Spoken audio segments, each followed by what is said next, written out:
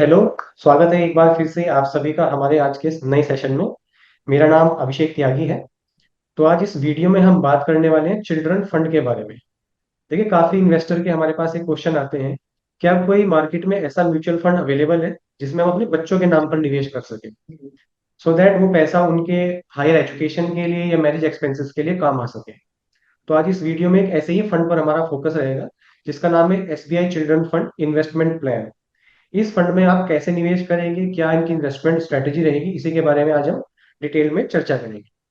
इसी पर बात करने के लिए आज हमारे साथ है Mister Ganesh Kamath ji, who is chief manager product at SBI mutual fund. Sir को 12 ईयर का एक्सपीरियंस है एसेट मैनेजमेंट इंडस्ट्री में अक्रॉस सेल्स एंड प्रोडक्ट।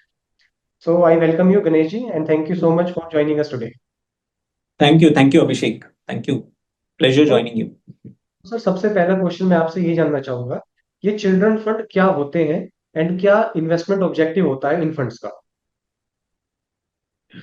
सो अभिषेक, अभी चिल्ड्रंस डे आ ही रहा है, और इस एक अवसर पर mostly we should not look at children's day, but या एक अटैचमेंट, जो इमोशनल अटैचमेंट होता है हमारे बच्चों को लेकर और उनके भविष्य को लेकर, ये काफी मायने रखता है हर पेरेंट्स को। मैं खुद एक पेरेंट हूँ, मेरा 6 साल का बच्चा है।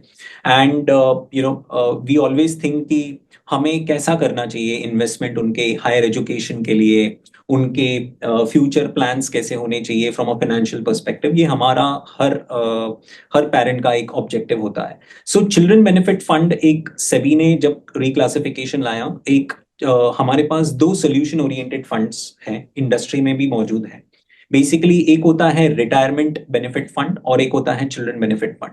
सो चिल्ड्रन बेनिफिट फंड उन पेरेंट्स के लिए होता है, उन गार्डियंस के लिए होते हैं जो पेरेंट्स जो उनके बच्चों के लिए प्लान करना चाहते हैं from a financial perspective. Equity markets में उनको पैसा लगाना है और अच्छा खासा लॉन्ग टर्म अप्रिसिएशन जो चाहते हैं from a long term perspective. So SBI magnum children benefit fund investment plan, हमारे पास दो ऑप्शंस हैं। अगर जिनका रिस्क एपेटाइट या रिस्क टॉलरेंस कम है तो वो सेविंग्स प्लान में आ सकते हैं, बट जिनका जो एक लॉन्ग टर्म पर्सपेक्टिव से देख रहे हैं, आज से 10-15 साल के पर्सपेक्टिव से इन्वेस्टमेंट करना चाहते हैं, तो SBI magnum children benefit fund investment plan एक बहुत अच्छा ऑप्शन उनके लिए साबित हो सकता है।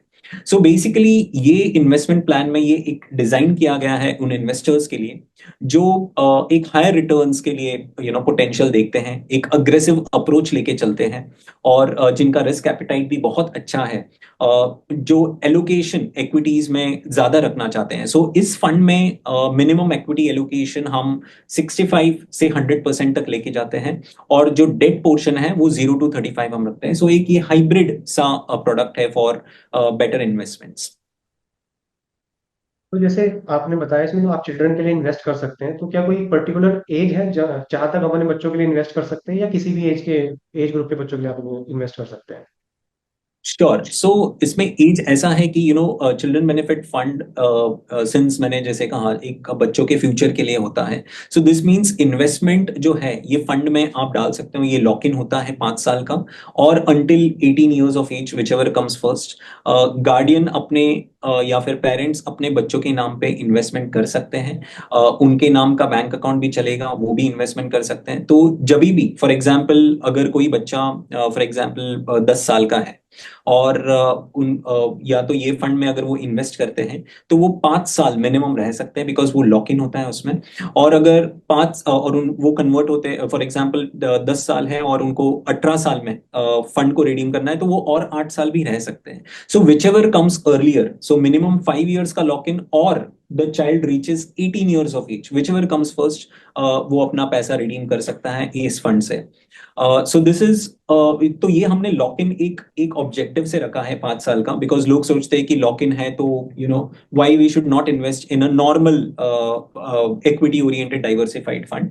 बट लॉक इन इसलिए रखा है कि आपका जो वो टेम्पटेशन है विड्रॉ करने का पैसा, कि मार्केट बढ़ गया चलो मैं प्रॉफिट बुक कर लेता हूं, ये आपको अपने इन्वेस्टमेंट गोल से दूर लेकर जाता है। And that's why we have put this lock in place, ताकि वो पैसा जो आपने एक ऑब्जेक्टिव से इसमें लगाया हुआ है आपके बच्चों के लिए, एक जो इमोशनल अटैचमेंट है, उनको ग्रो करे और उनको कंपाउंड होने दे। And that's how this entire exercise has been.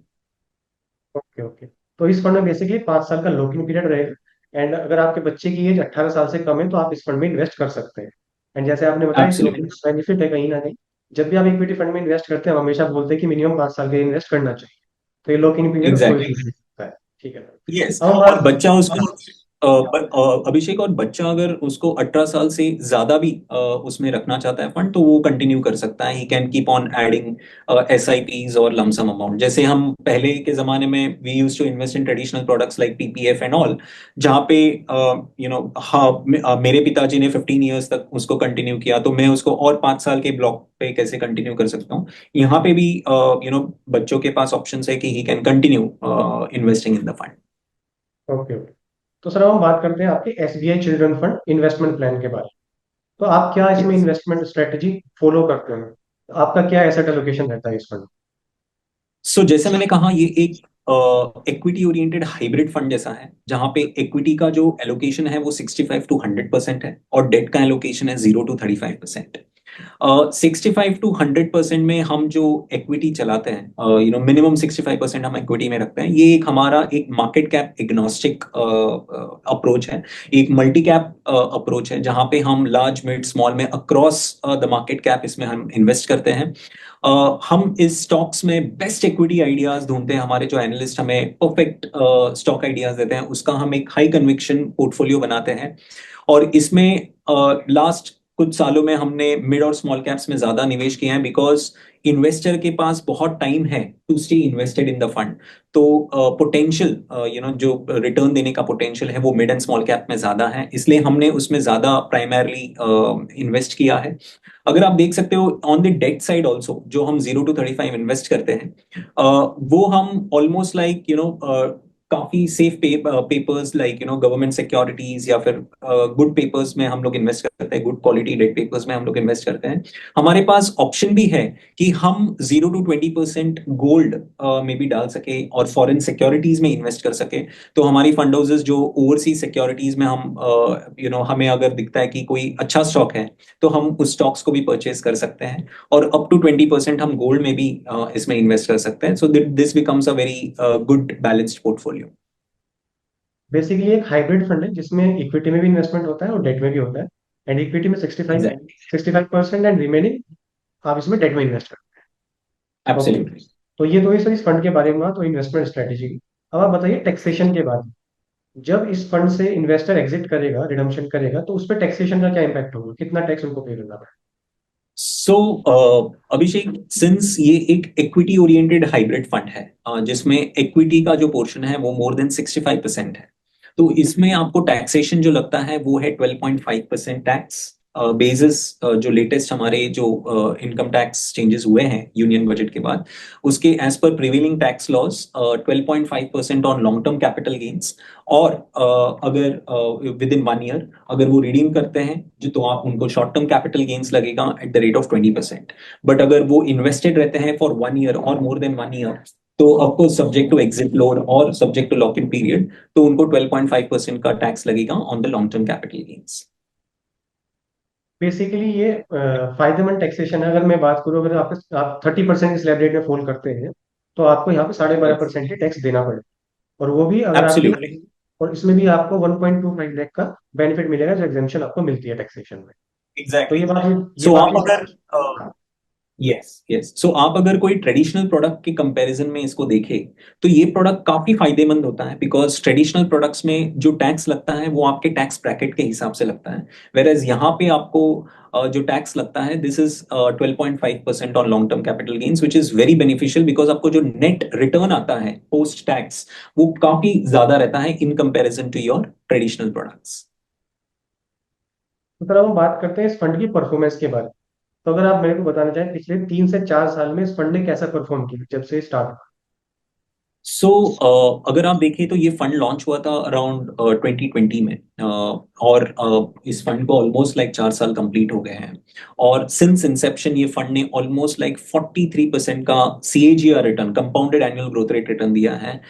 इसके बेंचमार्क को भी इसने काफी ये फंड ने काफी अच्छा आउट परफॉर्मेंस दिखाया है। एंड ऑल्सो जो अगर हम नॉर्मल ब्रॉडर बेंचमार्क देखें, निफ्टी 50 या सेंसेक्स, उनके कंपैरिजन में भी फंड ने काफी अच्छा परफॉर्मेंस किया है। 43% रिटर्न्स अगर कोई भी इन्वेस्टर ने इस फंड में अपने बच्चों के नाम पे 2020 में अगर पैसा लगाया होता 10,000 रुपया, तो आज बढ़कर वो ऑलमोस्ट लाइक 43,000 होता. It is almost like 4.3x returns in last 4 years.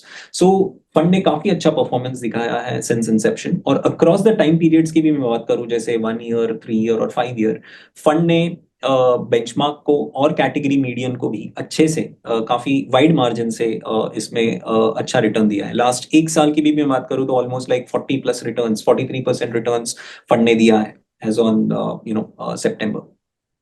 Okay okay, तो ये हुई हमारी फंड की परफॉर्मेंस के बारे में बात. तो इस फंड ने अच्छा खासा परफॉर्म किया है पिछले 3 से 4 सालों में, अपने बेंचमार्क को भी बीट Absolutely. किया. Okay sir, Yes. तो आपने काफी सरल भाषा में सभी क्वेश्चन के आंसर किए. आई होप जो इन्वेस्टर एक ऐसे फंड में निवेश करना चाहते हैं जिसमें अपने बच्चों के नाम पे इन्वेस्टमेंट कर सके, वो इस फंड को डेफिनेटली Yes. कंसिडर कर सकते हैं. Absolutely. Absolutely. So thank you so much Ganesh ji, एक बार फिर से आपने आज हमारे लिए टाइम निकाला. Thank you so much. Thank you. Thank you, Abhishek. Thank you so much. It's always a pleasure being a part of Asset Plus. Thank you. Thank you.